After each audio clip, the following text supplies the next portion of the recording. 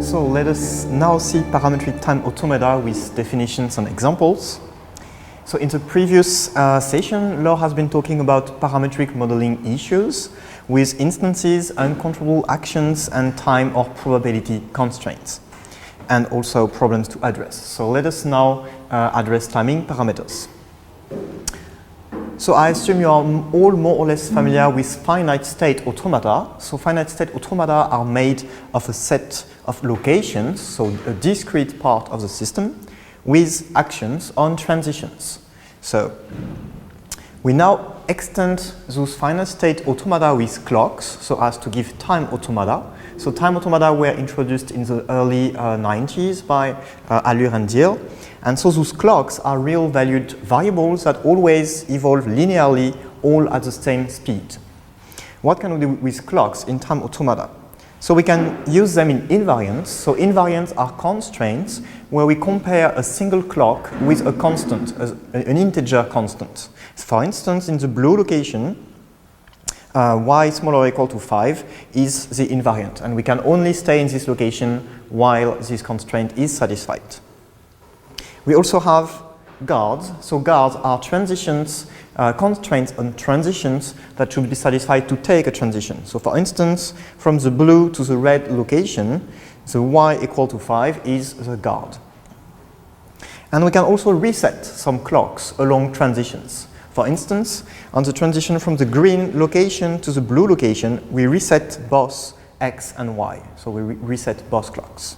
So what does the system, what is this system about? This system is a coffee machine. Let me briefly explain it. The green location is the idle location. So initially, my coffee machine is idle. Then we have two clocks, and when we press the start button, we start both clocks from 0. Then in the blue location, this location is a location where you can add sugar. So we will stay 5 time units, so until y is equal to 5. And in this blue location, you can also add sugar here. And you notice that x greater or equal to 1 means that a user cannot press 2 times the button, the sugar button, more than every 1 time unit. So every time you press the button, you must wait at least 1 time unit before pressing it again. So we need to wait more x greater or equal to 1, and then we reset again x. So this is to ensure that we cannot have 2 pressures within 1 second. Then when y is equal to 5, we can go to the red location. The red location is a coffee preparing location. So we stay there until y is equal to 8. And then when y is equal to 8, we finally get the coffee. And then we go back to the idle machine, idle location. So of course it's a free coffee machine. There is no coin involved, just 2 buttons. What is the semantics of time automata? So we will not go very deep into details, but the semantics is in terms of concrete states and actions. What is a concrete state? A concrete state is a location, so this is a discrete part of the system.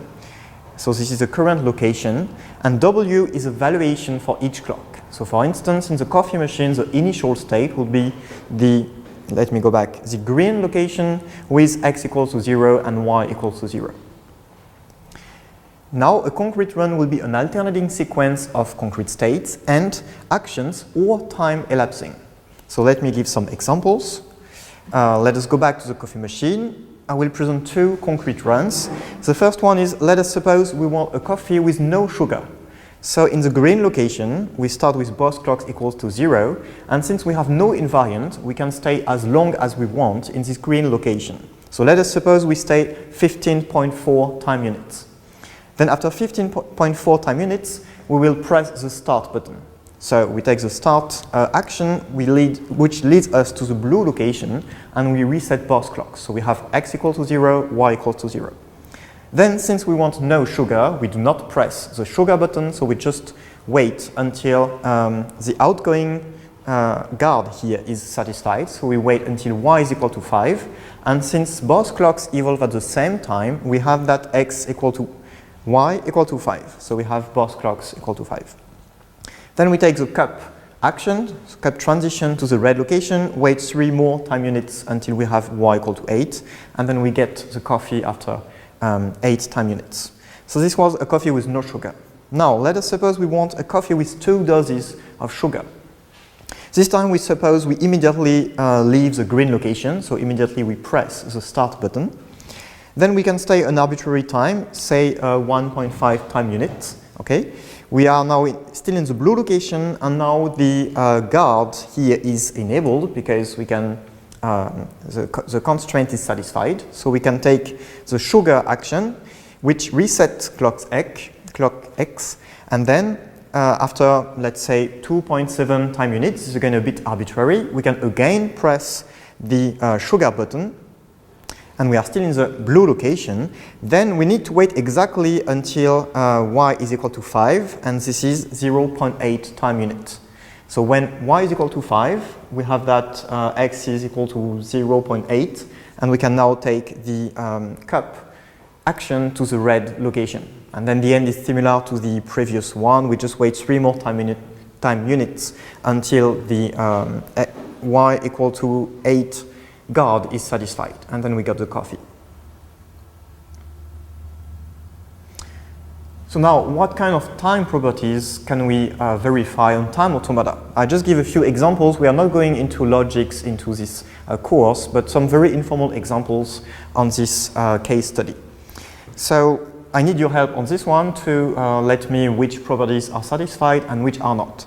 The first one will be, once the cup is delivered, coffee will come next within 2 seconds, 2 time units. Is this true or not on this machine? What does it mean, cup is delivered? Cup is delivered means action cup. So once we have action cup, within 2 time units we will get action coffee. We cannot read the is y less than 8, and the other one is y equal to 8. Yes, so here actually you have y equal to 5 when you get cup, and then y equal to 8 when you get coffee. So you will need 3 time units, so you will not make it within 2 time units.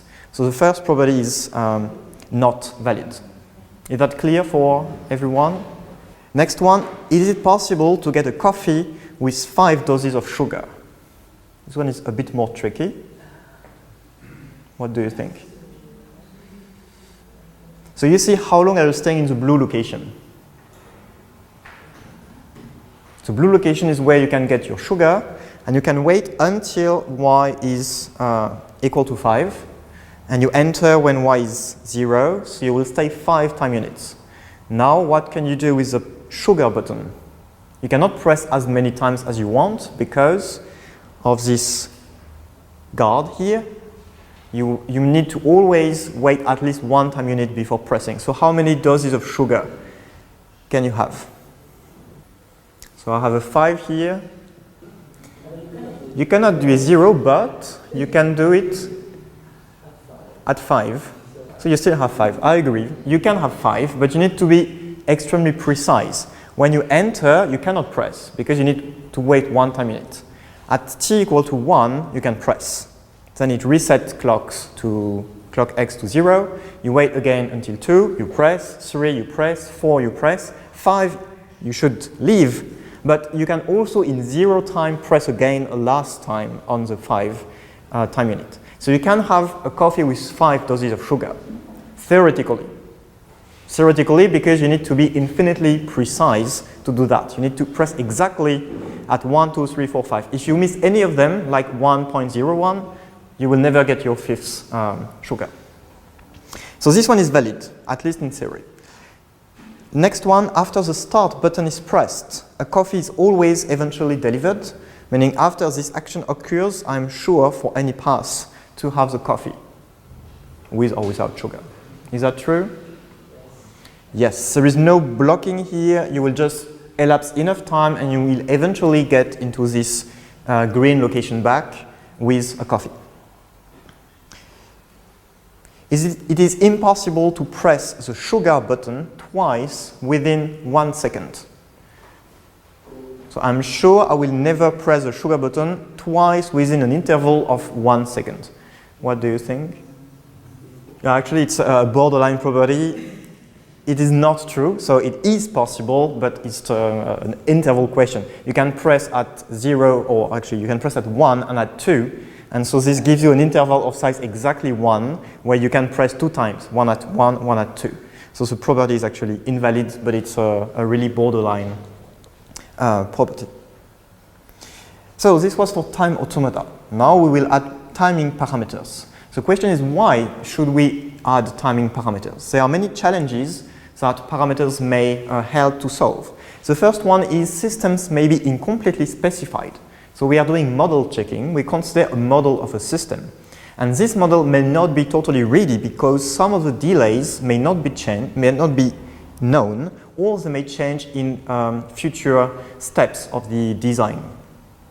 A second one is the challenge of robustness. So there is a nice survey about robustness by Nicolas Marquet. Robustness means that a system may or not be robust with respect to very small variations of the timing delays. Very small means infinitesimally small variations. And for the coffee machine, we just saw that I will actually not be able to get my coffee with 5 sugar if there is any delay which is not exactly 1 when I press on the sugar button. If I wait infinitesimally more than 1, I will miss the 5th sugar. Another question is, if 8 is implemented with 7.99, can I still get my coffee, and so on. A third challenge is the optimization of timing constants. Sometimes we want to maximize or minimize some of the constants of the system. So for instance, up to which value of the delay between 2 actions sugar can I still order a coffee with 3 doses of sugar? This is a maximization problem. A last challenge is to avoid numerous verifications. We may want to verify a system for a large number of timing values. And in that case, parametric verification may help to answer.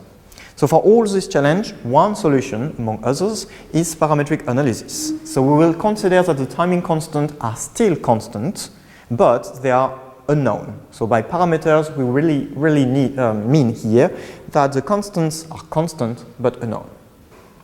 And a main goal will be to find good values for those parameters for which the system verifies some property. So we just saw before time automata, and we now extend time automata with a set of parameters. So this was proposed by Allure, Enzinger, and Vardy in 1993. So now we allow that clocks are compared either to integer constants or to parameters, like here. We have here 3 parameters compared to clock in my machine. So now we can press the sugar button at least P1 time units after the last pressure. We can stay in the blue location P2 time units, and we get the coffee after P3 time units. So at this stage, you have a brief idea on parametric time automata, and we know about the main challenges about parametric verification with timing constants. So in the next session, we will go for some decidability results.